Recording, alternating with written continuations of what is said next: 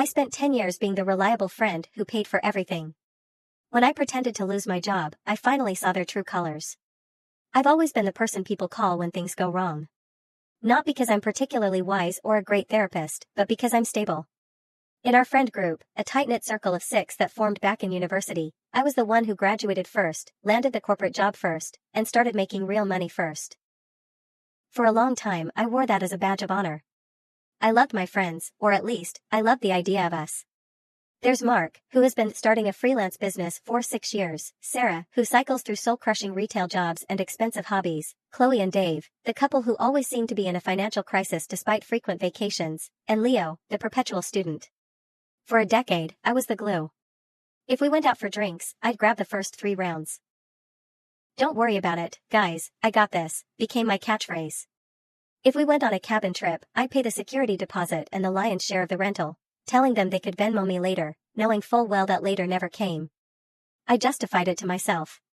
I made 6 figures, they struggled. What's a $100 dinner here or a $500 Airbnb gap there when you're among family? But over the last year, the resentment started to grow like mold in the cracks of my bank account. It wasn't just the money, it was the expectation. It was the way they would order the most expensive steak on the menu and then conveniently forget their wallets, looking at me with those wide, expectant eyes. It was the way Sarah complained about her $15 an hour job while wearing a sweater I'd bought her for her birthday because she literally had nothing to wear. It was awkward at first. The first time I went to dinner with my new group, the bill came, and I instinctively reached for my wallet to cover the whole thing. A guy named Sam stopped my hand. "What are you doing, man?" he asked with a laugh. "We're splitting it. You had the burger, I had the tacos. Put your card away." I almost cried right there over the salsa. It was such a small gesture, but it was the first time in a decade I felt like a person instead of an insurance policy. I spent my anniversary of the breakup not at a luxury resort, but in a small cabin I bought with the money I saved from not being a human ATM. I sat on the porch, looking at the stars, and realized that for the first time in my adult life, I wasn't waiting for the other shoe to drop. I wasn't waiting for a frantic, "Can you help me?" text. I wasn't waiting for the guilt trip. The frustration that used to live in my chest, that tight, hot ball of resentment, has completely evaporated. In its place is a quiet, steady relief. I learned that you can't buy loyalty, and you certainly can't buy love. You can only buy company, and if you have to pay for it, it's not worth having. To anyone out there who is currently the reliable friend, look at the people sitting at your table. If you stopped paying, if you stopped fixing their problems, if you stopped being the bridge, how many of them would still be sitting there? If the answer scares you, it's time to get up and walk away. The bill might be high, but the freedom is priceless. I'm finally living for myself. And God, it feels good. It's hard to post about your blessed life when you're working double shifts at a diner to pay off the credit card debt from a $4,000 dinner. She tried to reach out to my new workplace once, but security turned her away. She wanted me to retract the public post I'd made because it was ruining her reputation. I didn't retract a single word. Truth is a powerful disinfectant. Mark, my former best friend, hit the hardest rock bottom. He'd spent so long relying on my stability that he never learned how to stand on his own. He lost his apartment and had to move to a different city for a low-level sales job. He sent me a long, handwritten letter 6 months ago. It wasn't an apology, it was a list of excuses. He blamed his childhood, he blamed the economy, he even blamed me for enabling him for 10 years. That was the moment I knew I had made the right choice. Even in his defeat, he was still trying to make his failures my responsibility. I burned the letter and went back to my book. As for me, my life has changed in ways I couldn't have imagined. I didn't realize how much mental energy I was wasting on managing their emotions and finances. With that energy returned to me, my career skyrocketed. I'm no longer just the stable guy, I'm the guy who actually enjoys his life. I have new friends now. 1 year later, the silence of the vultures. It has been exactly 12 months since I walked out of the Gilded Lily and left 5 friends with a bill they couldn't pay and a reality they couldn't dodge. People often ask on Reddit, do you regret it, or was it lonely? The honest answer is, the only thing I regret is not doing it 5 years sooner. For the first few months, the fallout was like watching a slow-motion train wreck from a safe distance. Since I had blocked them on everything, they tried to reach me through every possible avenue. I received emails from throwaway accounts. Mark even tried to Venmo me $1 with a message attached that read, "Bro, this isn't you. You're a good guy. Let's talk." We're in over our heads with the legal stuff from the restaurant. I declined the dollar and blocked the account. I learned through the grapevine, thanks to a cousin of Chloe's who always hated how they treated me, that the inner circle didn't last 3 months without me. It turns out that when you remove the person who pays for everything, the leeches have nothing left to suck but each other. And leeches don't like the taste of other leeches. Dave and Chloe broke up. Without my loans to bridge the gap between their champagne tastes and their beer budgets, they started fighting about money constantly. The jet ski they bought? Repossessed within 4 months. Apparently, using your rent money for a down payment on a luxury toy isn't a sustainable financial strategy. Who knew? Last I heard, Dave is living in his parents' basement and Chloe is dating a guy 20 years older than her just to keep her Instagram feed looking luxury. Sarah's influencer career stalled completely. Sarah opened hers and started screaming when she saw the screenshots of her own texts about my drug habit. The manager then presented the final bill for the night, $4,200 plus tip. They tried to tell the manager I was paying. The manager simply pointed to the sign-off on my fake inheritance letter I'd left on the table, which read, "I decided to spend my inheritance on my own future. Good luck with the present." Since I hadn't signed a single thing that night and had told the restaurant I was merely a guest of the group once I returned, which I never did, the legal responsibility fell on them. They were the ones who had ordered the food. They were the ones who had consumed the wine. The best part? The relief. It wasn't just about the money. It was the first time in 10 years I woke up without a debt to people who didn't love me. I deleted my old Instagram. I blocked their numbers. I moved to a new apartment in a different part of the city. I started going to a small coffee shop where nobody knew me as the rich guy. I met new people. People who offered to pay for my coffee. People who asked how are you, and actually waited for the answer. I realized that 25 minutes of your time is valuable. My 10 years were valuable. And if you're reading this and you feel like the reliable friend who is being squeezed dry, stop. Stop being a bridge. Let them swim. You'll be surprised how many of them suddenly find their own strength the moment they can't lean on yours. And you? You'll finally be able to walk without carrying the world on your back. I drank my water. You know, I said, it's funny. When I thought I lost everything, I realized how much I had been carrying. It's heavy, being a goose. Sarah giggled, oblivious. Oh, stop it. You love taking care of us. We're your family. And family stays together through thick and thin. Thin for me, thick for you, I whispered. What was that? She asked. Nothing. Order the lobster, Sarah. You deserve it. The relief began the moment I stood up to go to the restroom. As I walked past the mahogany bar, I didn't feel a shred of guilt. I felt light. I felt like I was shedding a skin that had been suffocating me for a decade. I handed the envelopes to the manager, a man named Marcus who I'd tipped $100 earlier to ensure he didn't present the bill until I was gone. Give them 10 minutes, I told him. Then deliver these. One for each.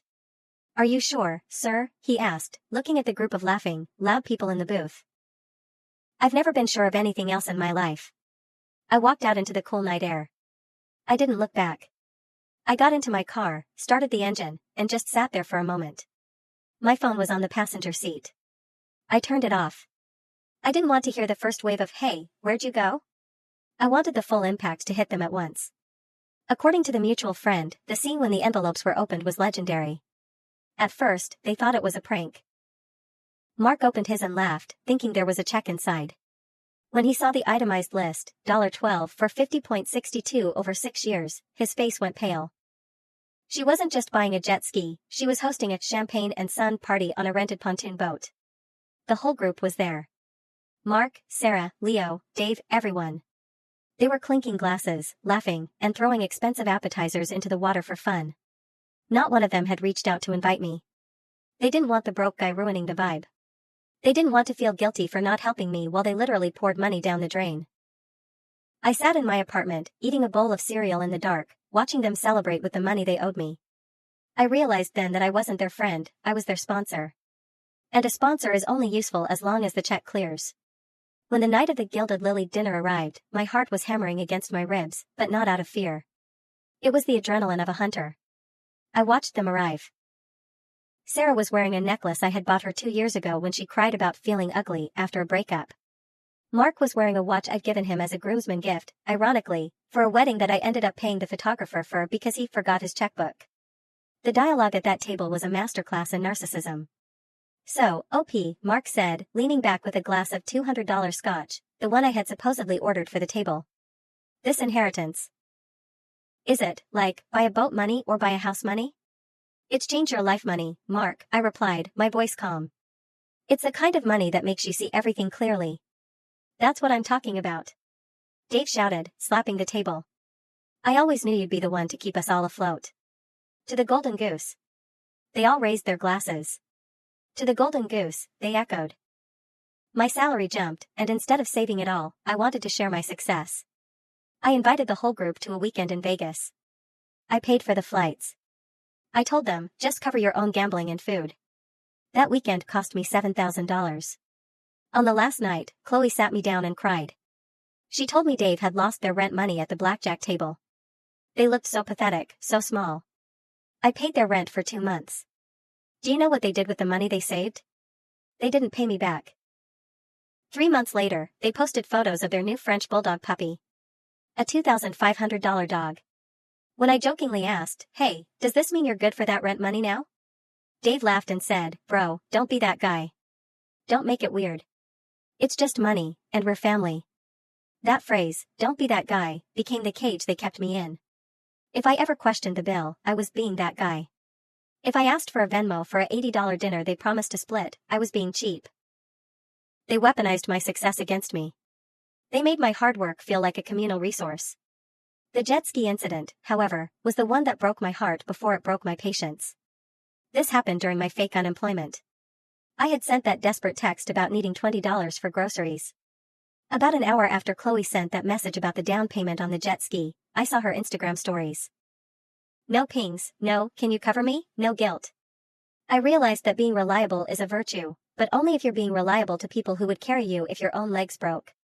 I had finally stopped being a bridge for people who wouldn't even jump over a puddle for me. I was free. To truly understand why that final dinner felt like such a victory, I have to take you back to the beginning of the end. You see, the entitlement didn't happen overnight, it was a slow, creeping rot. It started with small things back in our senior year of college. We were all broke then, or so I thought. But while I was working 3 part-time jobs, tutoring, cleaning the gym, and delivering pizzas, Leo and Mark were finding themselves. I remember one specific night in 2014. We had just finished our finals. I had $50 to my name to last me 2 weeks. Mark came to my dorm room, looking devastated. He told me his car had been towed and he couldn't afford to get it out to go visit his sick grandmother. I gave him the $50. I ate plain white rice for 10 days. 2 weeks later, I saw him at a party with a brand new tattoo on his forearm. When I asked about the car, he just shrugged and said, oh, my parents ended up covering the tow, so I figured I'd treat myself since I was so stressed. That was the first red flag I ignored. I told myself, he's just young and impulsive. We're brothers. Fast forward 5 years.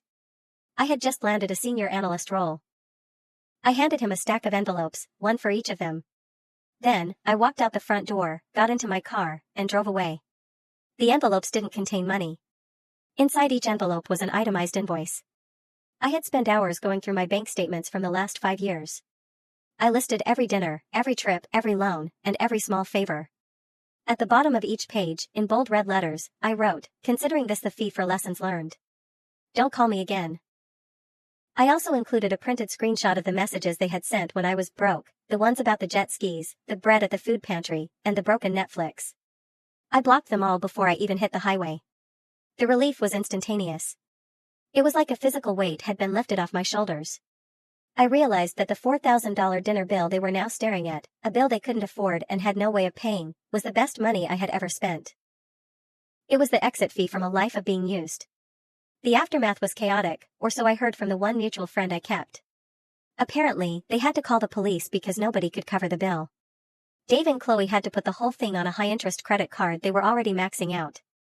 Mark had to sell his gaming rig to pay his share. They tried to post on social media about how toxic I was, but I had already posted a public status explaining the social experiment and the truth about their behavior. The comments section didn't go the way they hoped. People hate a moocher, and the internet loves a justice story. I spent the next 25 minutes of my drive, the same amount of time it takes to read this story, in complete, blissful silence. We're your best. Let's bury the hatchet. The response was like a swarm of locusts. Within seconds, my phone was vibrating off the table. OMG op. I knew you'd bounce back. Sarah. So sorry we've been distant, bro, just been so stressed with work. Mark. Love you man, can't wait to see you. Dave. The hypocrisy was so thick I could taste it. They didn't ask about my uncle. They didn't ask how I was doing mentally. They only saw the ATM was back online. I arrived at the restaurant early.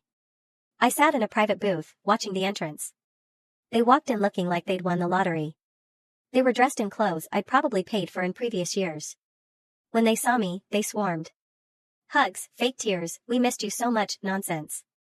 I smiled, played the part, and told them to order whatever they wanted. Tonight, I said, we celebrate the end of an era. They took me literally. They ordered bottles of Cristal. They ordered Wagyu steaks. They ordered appetizers they didn't even finish. The bill was climbing toward $4,000. Throughout the dinner, I listened to them talk about themselves. Not once did they ask about my struggle.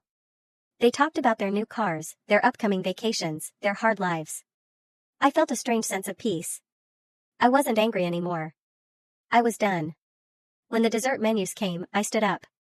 I have to use the restroom, I said. And then I have a surprise for you all. I walked to the front of the restaurant, where I had already spoken to the manager. I would go to the gym and hit the heavy bag until my knuckles bled, thinking about every time I'd covered their Ubers, every girls' night I'd sponsored for Sarah and Chloe, every time I'd bailed Dave out of a gambling debt. I felt like a fool, but a fool who was finally learning his lesson. Then came the big event. Our group had a tradition, the annual Winter Gala trip. It was usually a high-end ski resort or a luxury spa weekend. For the last 3 years, I had booked the villa on my Amex Black card and let everyone pay me back. They never did more than 20%. This year, since I was broke, I watched the group chat carefully. They were planning it without me. They had a separate chat, I knew because Leo accidentally sent a screenshot of a cabin listing to the main group and then deleted it instantly. They were planning to go to a luxury resort in Aspen. I decided this was the moment. The relief was coming, but first, I needed the reckoning. I waited until the week they were supposed to leave. I sent a message to the group, hey guys, I have some incredible news. My uncle passed away and left me a massive inheritance. I'm back on my feet, actually, I'm better than ever. I just booked the presidential suite at the resort you guys are going to. Since I've missed you all so much, I want to make it up to you. Dinner is on me tonight at the Gilded Lily, the most expensive restaurant in the area. I stopped paying for the group's shared streaming accounts. I changed the Netflix password. Within 10 minutes, my phone blew up. Hey, is Netflix down? Why can't I log into HBO? I ignored them. I was dead to them, remember? The silence from their end was deafening, at least until they realized the perks of my friendship were officially revoked. After the streaming services went dark, the messages changed from "Are you okay?" to "Why are you being so petty?"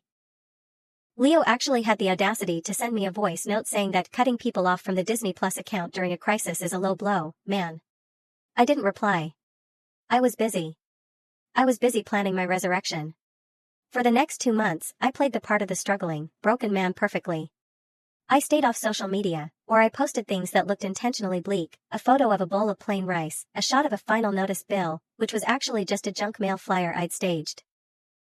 I wanted to see if even one of them would show up at my door with a pizza and a genuine "How are you?" Not one did.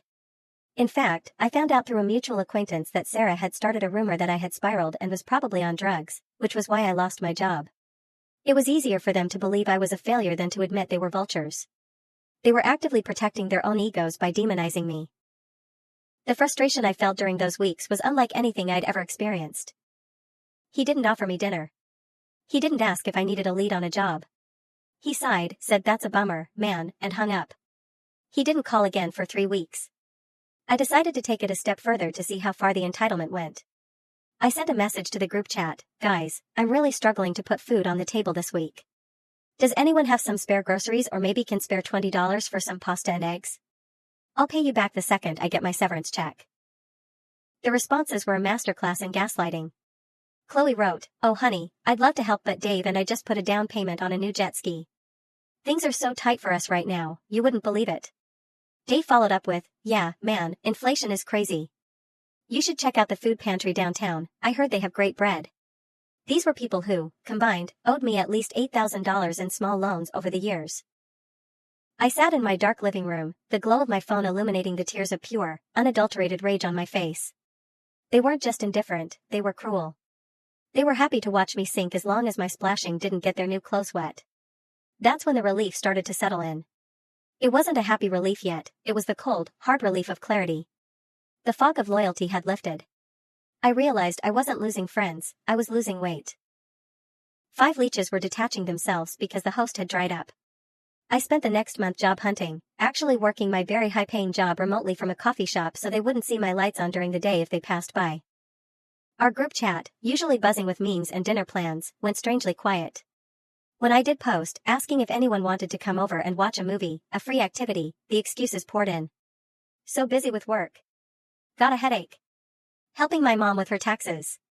I watched their Instagram stories. They were out. They were at the bars we used to frequent. They were at the new sushi place. They just weren't asking me, because they knew I couldn't, or wouldn't, pay. The frustration was a physical weight in my chest. I spent 10 years funding their lifestyles, helping them move apartments, lending them money for car repairs that never got repaid, and the moment I wasn't a walking ATM, I was invisible. I felt like a fool. I had bought their love for a decade, and the exchange rate was 0. But the real kicker was Mark. Mark, my best friend since freshman year. He called me 10 days into my unemployment. I thought, finally. Here is the support. Hey man, he said. I heard things are rough. Listen, I'm short on rent this month. I know you're struggling, but surely you have a couple hundred tucked away? I'm in a real bind.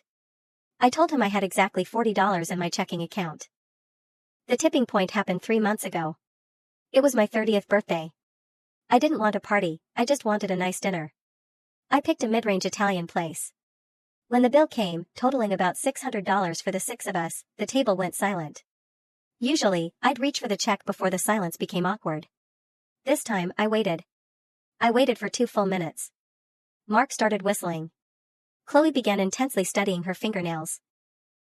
Finally, Dave laughed nervously and said, Hey OP, you're the birthday boy, but you're also the big shot. You want to do the honors one last time before you're officially old? They didn't even offer to cover my meal. On my birthday. I paid, walked home in the rain, and realized I didn't have friends, I had dependents. So, I decided to run an experiment. I didn't tell them I was testing them, I told them I was ruined.